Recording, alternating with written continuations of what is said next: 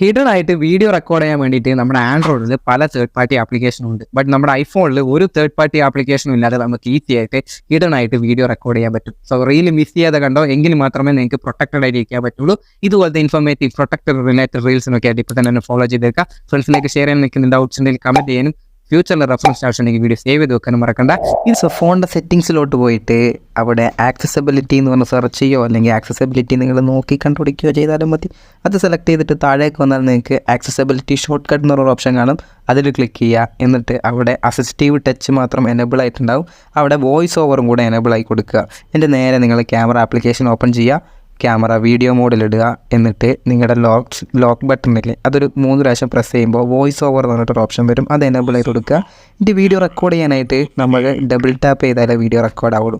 ഇതുപോലെ ഫിംഗർ ഉപയോഗിച്ചിട്ട് 3 പ്രാവശ്യം സ്പീഡിൽ ട്രിപ്പിൾ ടാപ്പ് ചെയ്യുമ്പോൾ നമ്മുടെ സ്ക്രീൻ ഓഫ് ആവും. ബട്ട് ബാക്ക്ഗ്രൗണ്ടിൽ ഹിഡൻ ആയിട്ട് വീഡിയോ റെക്കോർഡ് ആകുന്നുണ്ടാവും.